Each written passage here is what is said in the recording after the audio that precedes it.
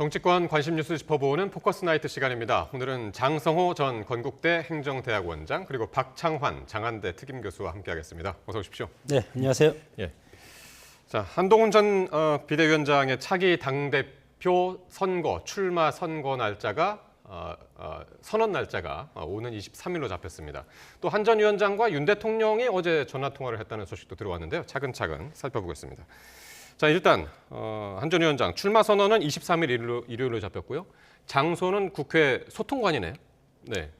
일요일로 잡은 것은 네. 사실은 정치적인 대형 사건이라든가 큰 일들은 요즘 정치인들이 일요일 날 하는 경향이 상당히 많습니다. 네. 일요일 날은 뉴스거리가 상당히 적지 않습니까? 그래서 일요일 날 하면 그것이 월요일 날 일면 조간에 또 톱으로 나오죠. 조간에 네. 나오기 때문에 타임상으로 일요일 날 잡는 경우가 상당히 많고, 그리고 이제 국회 소통관이라는 것은 국회라는 것은 민의의 전당이고, 국회에 가보면 그 표석이 있습니다. 거기에 보면은 꿈도 아픔도 국민과 함께 뭐 이런 표석이 있듯이 예. 국회에 가서 상징적으로 하는 것이 국민을 위해서 봉사하는 그런 당 대표로서 앞으로 열심히 하겠다는 그런 상징적 의미가 상당히 강하고, 물론 뭐 민주당 같은 경우는 여러 가지 복지라든가 이런 데 강점이 있는 당 아니겠습니까? 예. 그렇기 때문에 그런 데 가는데, 오히려 국민의힘은 또 안보이기 네. 때문에 저 같으면은 국회도 좋지만 저 철책 고성이라든가 이런 GP에 가서 출마 선언을 하면 훨씬 장 교수님이라면 예, 그쪽으로 가겠다. 저라면 거기 가서 그래요? 하고 싶은 생각이 갑자기 들었습니다. 근데 워낙 이제 원웨이의 한계가 있다라는 그런 지적을 받아왔기 때문에 아마 소통관으로 네네. 갔을 수도 있고요. 근데 지금 한 전 위원장의 둥지를 튼 곳이 캠프가 지금 여의도 대산 빌딩이라고 하는데 이게 상당히 역사가 있는 데죠, 정치적으로? 네, 뭐 그동안 수많은 대통령 후보들의 캠프가 있던 빌딩이 바로 이 대산 빌딩입니다. 네. 대산 빌딩 하면은 뭐 정치인들은 모르는 사람이 단 한 명도 없을 정도로 유명한데, 이게 이제 국회의사당 길 건너편에 바로 있거든요. 예. 그러다 지금 보니까 보이네요. 화면으로. 예. 그러다 보니까 국회에서 이제 일하시다가 국회의원들이나 정치인들이 업무를 보기 이제 와서 캠프 일도 보고 업무도 네. 보고 이렇게 왔다 갔다 할 수 있는 그런 예. 그 지역이기 때문에 이 대산 빌딩이 선호가 되고, 네. 박근혜 전 대통령, 뭐 문재인 전 대통령, 또 여당의 뭐 김기현 전 대표 이런 분들 다 여기 사무실로 썼었거든요. 예, 그렇기 예, 때문에 예. 뭐 굉장히 이제 소위 명당이다 이렇게 볼 수 있는 자리입니다. 예. 이제 캠프도 이제 상징성이 있는 곳에 이제 차렸고 말이죠. 근데 오늘 또 원희룡 전 국토부 장관이 출마 선언을 했고요. 그리고 오선의 윤상현 의원은 내일 출사표를 낼 것이다라고 이미 이제 알린 바라 다 그렇게 이제 출사표를 이미 낸 것이나 이제 다름없는데, 당초에 이제 원희룡 전 장관이 등판하니까 윤심이 작용한 것이 아닌가, 윤 대통령의 마음에 작용한 것이 아닌가, 그런 분석들이 많았는데 어떻게 보십니까, 이 부분에 대해서는? 대통령이 관심이 없을 수가 있겠습니까? 대통령 입장에서는 그래도 본인과 호흡을 맞춰서 뭐 당에서 예를 들어서 대통령에 대해서 견제하거나 대통령이 하는 국정의 어떤 드라이브를 또 발목을 잡거나 네. 또 방해하거나 그러는 것보다도 적극적으로 본인의 어떤 권력적인 미래의 어떤 방향성보다도 대통령을 위해서 헌신해주는 대표, 이런 것을 원하는 것이 대통령이 위치에 가면은 당연하다고 생각이 드는데, 예. 과거 같으면 대통령 선거가 1년 정도 남으면 대통령이 탈당도 해주고 나를 밟고 올라가라, 예, 예. 그렇게 하는데, 지금 대통령 3년 남았죠. 3년이 남았기 때문에 예. 대통령의 정책 드라이브나 방향에 대해서 비판적으로 나오거나 그렇게 되면 집권 여당으로서 역할을 하지 못하면 상당히 어렵기 때문에 예. 대통령으로서는 본인이 원하는, 그리고 본인과 가깝고 소통할 수 있는 후보자가 원하는 것이 당연하다고 저는 생각이 들고, 물론 대통령이 이런 것들을 컨트롤할 수는 지금 이번에는 없다고 봅니다. 예. 그동안 김기현 대표 때까지 그런 에서 비판적인 논조가 있기 때문에 예. 그럼에도 불구하고 대통령 주변에 소위 말해서 신윤그룹이 있지 않겠습니까? 예. 그래서 오늘 갑자기 원희룡 등판하지 않을 것이다, 그동안 그렇게 그러니까요. 얘기를 했는데 갑자기 제일 먼저 급한 모습이 저는 보였습니다. SNS를 통해서 갑자기 출마하겠다. 근데 오늘 그 입장문을 보면은 당과 정부가 한 마음 한 뜻으로 가야 된다. 그래서 더 지금 이제 윤심이 작용한 것이 아니냐. 이제 그런 대통령의 얘기가 또 나왔었죠. 뜻이라고 보다도 네. 대통령 측근 그룹이 있지 않습니까? 네. 측근 그룹에서 지금 여러 가지 전략을 짜는 것이 한동훈 비위원장이 1차 경선 1차 선거 때 50%를 넘으면 결선 투표가 없지 않습니까? 네, 그렇기 그렇죠. 때문에 많은 수를 일단 내보내고 네. 그리고 나서 한동훈의 50%를 저지한 다음에 결선 투표에 가면은 다양한 변수가 생깁니다. 네. 과거에 1976년도 5월 달이죠. 신민당 전당대회 때 결선 투표가 있었습니다. 네. 그때 당시에 1등이 김영삼, 2등이 김대중, 3등이 이철승 네. 이렇게 됐는데 그래서 예.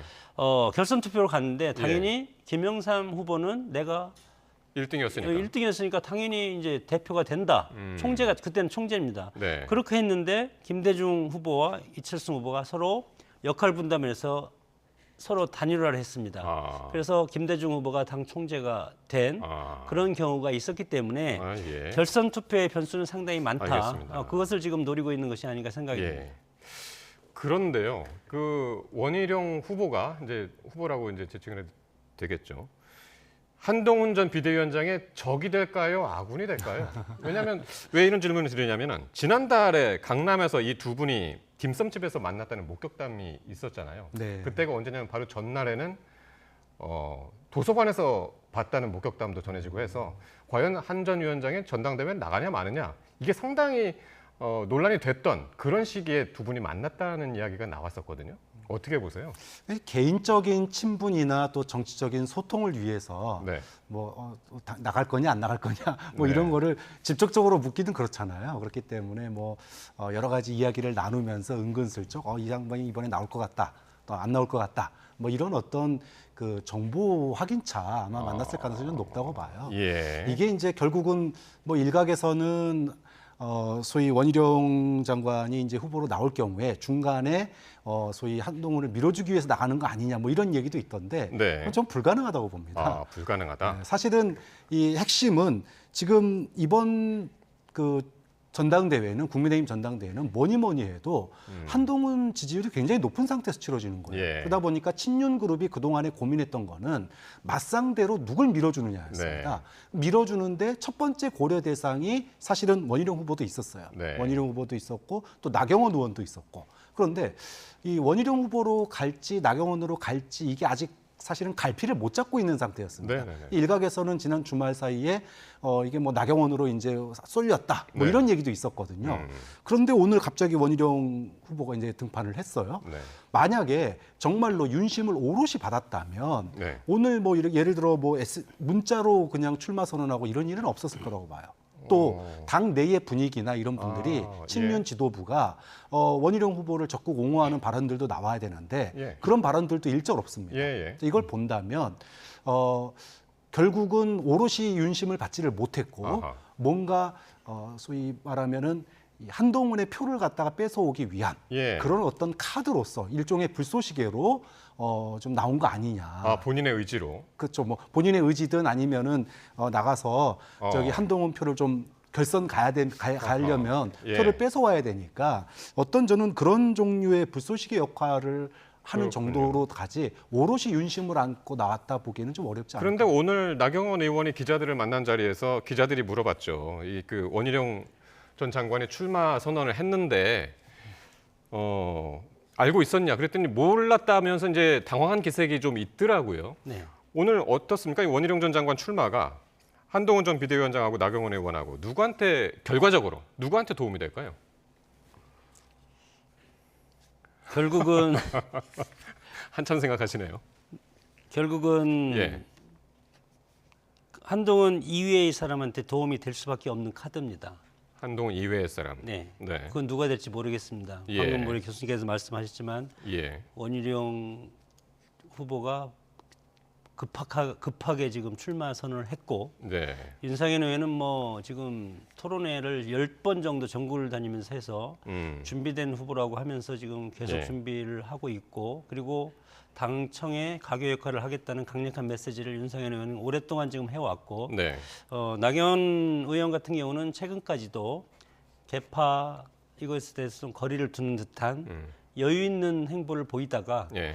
오늘 갑자기 원희룡 후보가 나타나니까 예. 조금 당황한 기색은 보인다.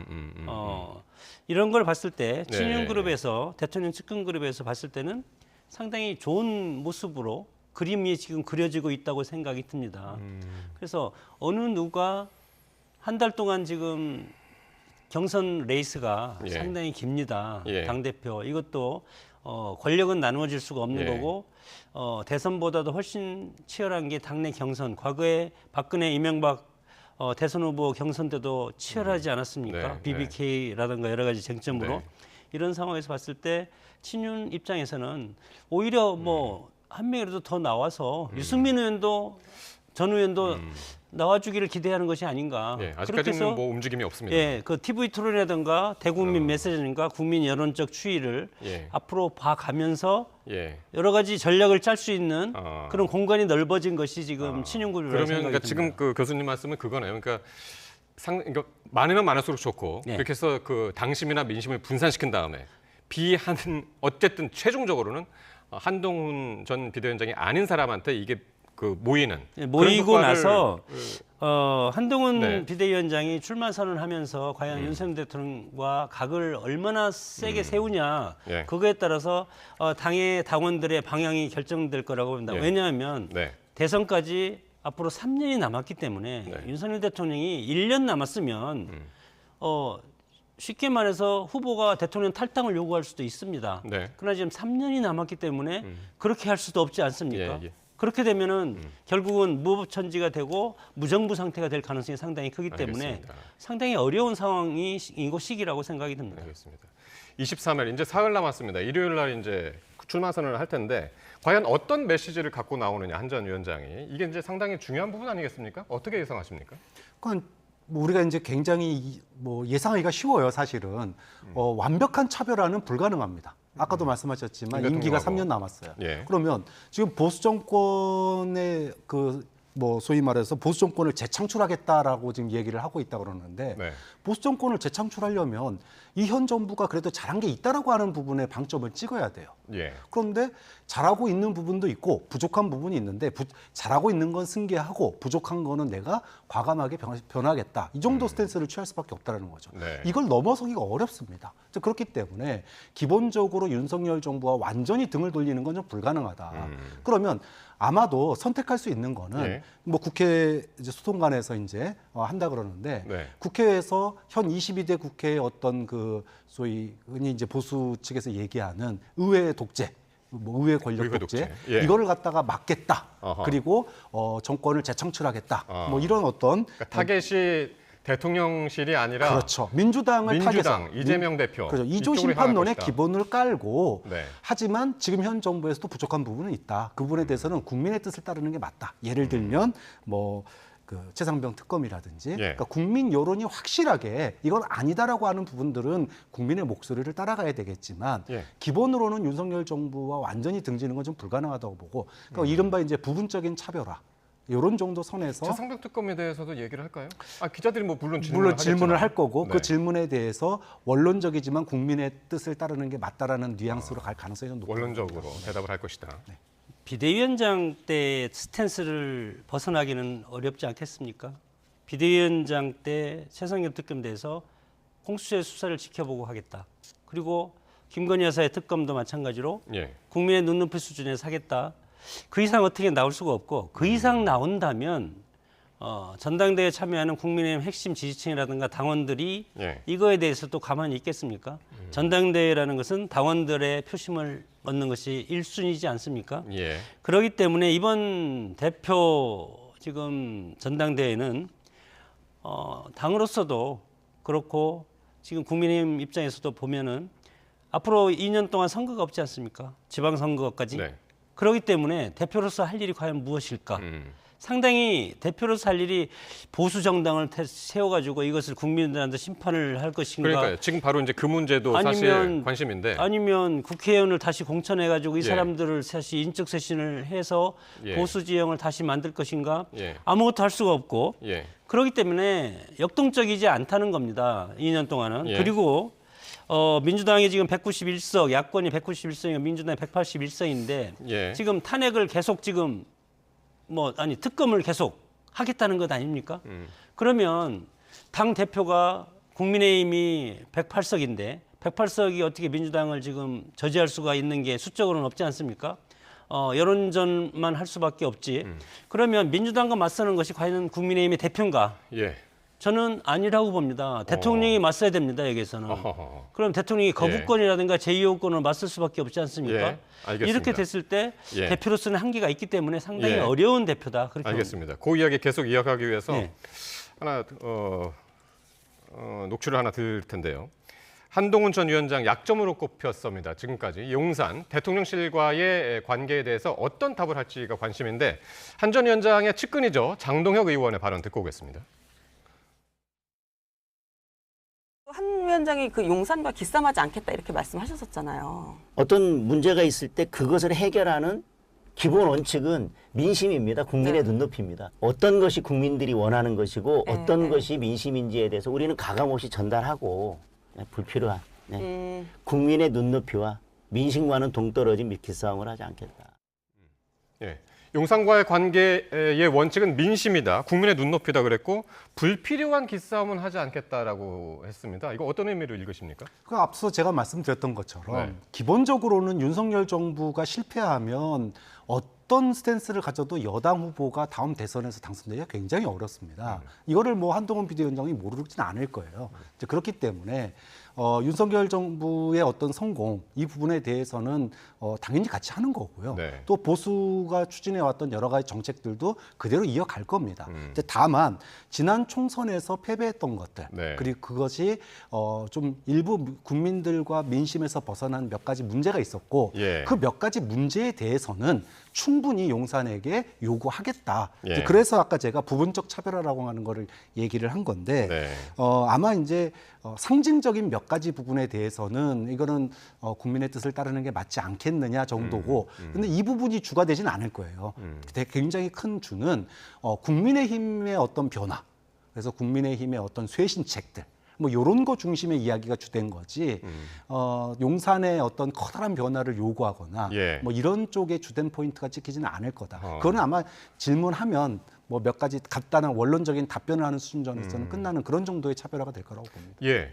그래서 그 용산과의 관계가 어떨 것이냐가 가장 그 큰 관심사 중에 하나로 떠오른 가운데 한동훈 전 위원장이 어제 윤 대통령하고 통화를 했다고 그러는 거잖아요. 본인은 이제 직접 전화를 걸었다고 하는데 어떤 내용이었냐면 어제 윤 대통령한테 전화를 해서 위기 극복하고 이기는 정당 만들겠다 하면서 당대표 출마 결심을 전했고 그랬더니 윤 대통령이 한 전 위원장을 격려했더라라고 한 전 위원장 측이 이제 기자들한테 이제 다 알렸습니다. 네. 그 전화를 직접 했습니다. 어떤 의미였습니까, 이게? 그 이준석 대표 네. 언론 인터뷰 많이 나오지만 뭐 몽둥이 얘기도 나오지 않습니까? 본인이 몽둥이 맞았다는. 본인이 그런 직접 것이, 맞았었다. 예, 맞았던 얘기 그런 것들을 이제 반면교사로 삼을 수밖에 없고 그래도 검사 생활을 하면서 오랫동안 대통령과 한솥밥을 먹고 대통령이 거의 정권을 주시피 해서 법무부 장관도 했고 네. 그리고 비대위원장까지 하다가 지금 이런 소원한 관계로 돼 있기 때문에 네. 그럼에도 불구하고 본인의 정치적인 미래를 위해서는 대표를 거쳐서 대선의 직행을 하는 그 방법밖에 없다고 생각이 들었을 때 꼭 넘어야 될 산입니다. 윤석열 대통령은 네, 네, 어떤 식으로든. 네. 그래서 지난번에 식사 초청도 뭐 건강상의 이유로 거절하지 않았습니까? 예. 그런 것도 지금 여러 가지 쌓여 있고 그래서 그럼에도 불구하고 대통령의 수십 년 동안 직인데 일을 같이 한 예. 어떻게 보면 동지죠. 이런 동지적 관계에서 그 큰 대표를 출마하는데 직접 가서는 안 되지만 그래도 국민들 유권자들한테는 그래도 내가 대통령한테 전화해서 대통령이 전화를 네. 받아줘서 네, 네, 네. 그래서 이렇게 대표 출마를 해서 앞으로 당을 새롭게 예. 업그레이드 시켜서 새로운 정당을 만들겠다 했다. 이런 것은 사실은 국민들한테 하고 싶은 말을 지금 했다고 봅니다. 예. 그러니까 대통령하고 어쨌든 전화를 했는데 그게 알려져서 다 알린 거예요, 일단은. 전화했다는 걸 확인시켜주고. 네. 예. 그러니까 지지층들이 특히 보수 지지층들이 네. 윤한 갈등에 대한 불안감이나 우려가 굉장히 커요. 네. 그러니까 이제 본인이 출마 선언하기 전에 이런 우려 불화설 이런 거를 어느 정도 좀 잠재우는 차원이고 네. 하나는 이제 이기는 정당을 하겠다라는 거잖아요. 네. 근데 이 안에는 사실 여러 가지 뜻이 있어요. 이기는 정당이 되려면은 쓴소리를 안 할 수가 없습니다. 네. 그러니까 일부 쓴소리 하더라도 예. 조금 양해해 주세요. 이런 내용도 저는 이 안에 좀 담겨 있는 거 아닌가 이런 네, 뜻입니다. 알겠습니다. 장시간 한동훈 전 위원장 그러면서 이제 국민의힘 전당대회 이야기를 해봤고요. 민주당으로 가보겠습니다. 어제 민주당 강민구 최고위원이었죠. 공식석상에서 이재명 대표에 대해서 찬사, 어떤 분들은 이제 찬양이라고도 하던데요. 주목을 상당히 받았었는데 오늘까지 파장이 이어지고 있습니다. 관련 발언들 듣고 오겠습니다. 더불어민주당의 아버지는 이재명 대표님이십니다. 집안의 큰 어른으로서 이재명 대표님께서는 총선 직후부터 영남민주당의 발전과 전진에 계속 관심을 가져주셨습니다. 다수의 힘에 의한 입법 폭주, 의회 독주를 민주주의라고 참칭하지 마십시오. 민주당에 촉구합니다. 북한 조선중앙통신에서나 들을 수 있는 민주당의 아버지 운운하는 황당한 일탈에서 벗어나 정통 민주당으로 돌아오십시오. 이거 아버지면 되고 어머니면 안 되나 이런 생각이 들었고요. 굳이 이렇게 표현 안 해도 다 알고 있다. 그냥 민주당의 지도자는 이재명이다. 그냥 이렇게 표현하면 되지. 누가 아빠 엄마를 거론합니까? 예. 먼저 어떻게 들으셨습니까? 강민구 최고위원 이야기. 민주당의 아버지다. 민주당이 커다란 위기가 벌써 왔다고 생각이 들고 네. 총선 승리 분위기가 빠르게 식어가고 있고 과거에 민주정당 대명사가 민주당이지 않습니까? 이 민주당이 죽어간다는 것은 일극체제, 이재명 대표 일극체제로 명실상부하게 변해가고 있다는 것은 당이 유연성을 상실했다. 이것은 예. 민주정당으로서 가장 위기, 징후를 우리가 느낄 수밖에 없고 네.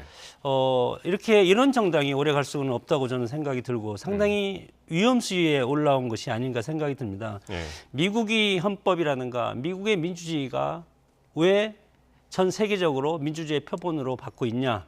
그것은 첫 번째는 권력 분산, 두 번째는 연임을 하지 않는 것. 네. 그래서 조지 워싱턴도 초대 조지 워싱턴 대통령을 하고 우리는 연임하면 안 된다는 헌법 정신 따라서 나는 대통령에 다시 출마하지 않겠다 예. 해서 당까지 해산한 예. 그런 것이 미국 정신인데 지금 민주당 보면은 지금 이재명 대표를 위해서 전당대회 룰까지 다 개정하고 예, 있지 예. 않습니까? 예. 그리고 최근에 드디어 이제 아버지라는 말까지 이렇게 나왔다는 것은 당의 위기고 이 민주정당이 어떤 활력이라든가 이런 유연성을 상실하면 네. 그 당이 오래 못 간다 저는 그렇게 봅니다. 저는 강민구 최고위원하고 이재명 대표하고 동갑이라는 얘기를 듣고 있는데요. 그러니까 아버지라는 얘기가 나와서 더 재미있게 들리는 측면도 있는데 사실 민주당 내에서도 요즘화법과 좀 다소 거리가 있다 이제 그런 의미로들 지금 이야기하고 있지 않습니까? 그런데 이게 처음이 아니고 총선 때 이재명 대표 손흥민 선수하고 이제 비교도 하고 차은우보다 낫다라는 얘기도 나왔었고요. 박찬대 의원은 최근에 이제 나보다 더 착하다 이런 이야기도 했는데 이게 왜 이런 식으로 계속 이런 발언들이 나올까요? 글쎄 뭐 선거 때는 사실은 이제 이재명 대표의 리더십 이게 이제 흔들리고 있었잖아요. 공천 잡음 때문에. 이제 그렇기 때문에 이재명 대표 중심으로 이재명 대표의 리더십 중심으로 모이자 뭐 이런 차원에서 나올 수 있는 얘기라고 네. 이해를 할 수 있었습니다. 그런데 저는 지금 강민구 최고위원의 이 아버지 발언은 도저히 이해를 못 하겠어요. 그러니까 제가 이재명 대표라면 네. 강민구 최고위원에게 진중하게 정말 정중하게 사퇴를 스스로 물러나시라 이 얘기했을 것 같아요. 자, 국민들이 바라봤을 때 뭐라고 예. 보겠습니까? 이재명 대표 주변에는 아첨꾼이 넘쳐나는구나 이렇게밖에 안 보여요. 네.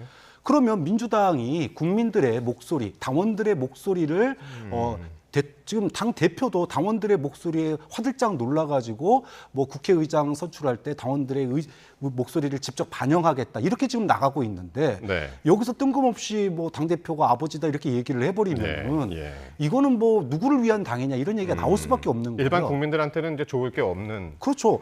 예, 국민들에게 발언이었죠. 지금 민주당이 거의 뭐 이재명 대표 아첨꾼들에게 둘러싸여 있구나 이렇게 네. 보일 수 있는 그런 굉장히 오해를 사는 발언이기 때문에 예. 저는 강민구 김인구 최고위원이 스스로 물러나든지 아니면 이재명 대표가 사실은 물러나게 했어야 되는데 예. 뭐 굉장히 저는 위험한 발언이라고 봅니다. 이재명 대표한테도 전혀 득될 게 없는 민주당과 그런 발언이었다. 이재명 대표에 하나도 도움이 되지 않는 아주 예. 선을 넘어도 한참 예. 넘는 알겠습니다. 발언이었다고 봅니다.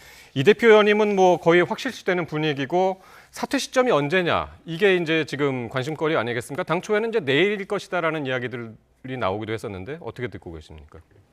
뭐 어대명이라고 하기 때문에 네. 모든 거 다 지금 뭐 법적인 당헌 당규는 다 완비해놓고 있지 않습니까? 그것도 마찬가지로 이재명 대표 본인이 결정할 문제이기 때문에 네. 이런 정당은 저는 안 된다고 봅니다.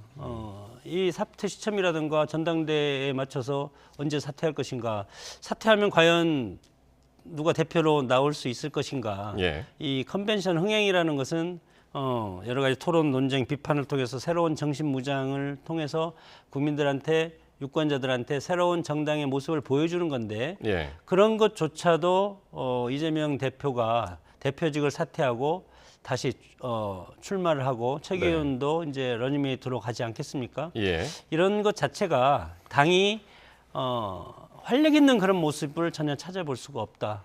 과거에 정말 치열하게 민주당이 예. 전당대회 때마다 치열하게 싸우는 모습, 그런 활력으로서 민주 세력의 정통성을 유지해 왔는데 예. 그런 것들 기회를 스스로 박탈을 한다는 것은 국민들이 너무 많은 수를 네. 이번 총선이란가 지난 총선에 줬기 때문에 당이 게으르졌다 그렇게 저는 봅니다. 예.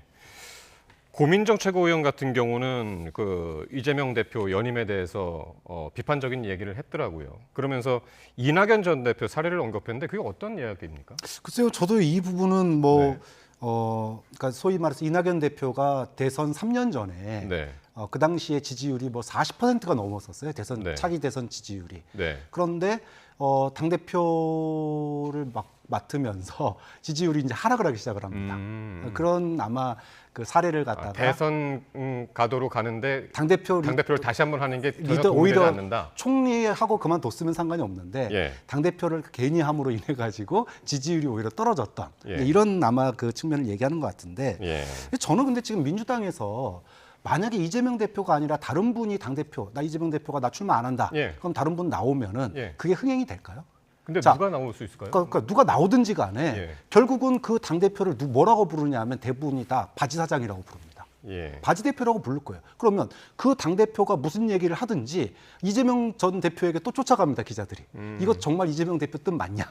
예. 그러면 그러니까 연임을 할 수밖에 없는 구조다 그렇죠. 지금. 지금 민주당에서는 이재명 대표 말고 리더십이 통하지가 않는 상황이에요. 그렇기 예. 때문에 예. 당 대표를 하냐 안 하느냐가 중요한 게 아니라 예. 이재명 대표가 아까 제가 봤던 그런 주변의 아첨꾼들이 아니라 국민과 당원들의 목소리를 잘 새겨듣는 게 중요한 구조를 만드는 게 중요한 거지. 네. 지금에 있어서는 바지 대표가 누가 된다고 그래서 지금 민주당의 그 문제가 해결되는 건 아니라는 거예요. 일각에서는 민주당 내 일각에서는 박용진 전 의원이 지금 준비하고 있다는 이야기들도 들리고, 근데 전혀 움직임은 저희가 이제 감지를 하지 못하고 있습니다만은 혹시 듣는 얘기 있으십니까? 뭐 저도 뭐 과거에는 전당대회에 나올 거다 이런 얘기를 이제 예측들을 했었는데 네. 현재로서는 그렇게 큰 움직임이 없어요. 왜냐하면 네. 무의미합니다. 누가 나오든지 간에 거의 예. 뭐 압도적인 지난번에도 거의 80% 가까운 득표율로 당선이 됐었는데 네. 이번에도 거의 그 정도가 나올 가능성이 굉장히 높아요. 예. 그렇기 때문에 좀 나오기가 굉장히 후보로 나서기도 굉장히 어려운 그런 상황 아닌가 싶습니다. 예, 교수님도 뭐 시간의 문제지 연임을 하는 거는 거의 기정사실화다 그렇게 보고 계시는 건가요? 민주당 이재명 체제 아래서는 일극 체제이기 때문에 네. 사실은 어떤 시스템이 살아 움직이려면 경쟁 논리가 있어야 됩니다. 교수님께서 말씀하셨지만 도전자가 있어도 누굴 대표로 세워놔도 바지 대표라고 한다면 네. 이 정당이 올바르게 융통성 있고 활력 있게 움직일 수가 없지 않겠습니까? 그런 구조로 돼 있기 때문에 그러면 이 조직을 어떻게 활력 있는 정당으로서 만들 수 있냐? 불가능합니다. 그러면 그래서 지금 지지율이 떨어지고 있지 않습니까? 벌써 국민의힘보다 지지율이 떨어지고 있는 이 상황이기 때문에 그럼 180석, 190석이라면 국민의힘이 예를 들어서 지지율이 20%라면 민주당은 40% 이상 가 있어야 되는데 지금 그렇지 않지 않습니까? 네. 다만 국회에서 정부를 견제하는 수를 국민들이 많이 멀어졌기 때문에 예. 그 역할을 할 수 있지만 당의 어떤 미래의 어떤 방향이라든가 활력 있는 모습 그리고 어떤 창조적인 파괴를 할 수 있는 그런 정당이 아직 될 수가 없는 구조로 되었기 때문에 그것이 상당히 큰 문제고 박영진은 나오면 좋죠. 근데 네. 안 나올 겁니다 지금. 예. 알겠습니다. 이르면 내일 당 대표직에서 이제 사퇴할 것으로 전해지고 있는 이재명 대표의 앞으로 움직임도 내일 살펴봐야 될 것 같습니다. 네, 지금까지 장성호 교수 그리고 박창원 교수와 함께했습니다. 두 분 고맙습니다.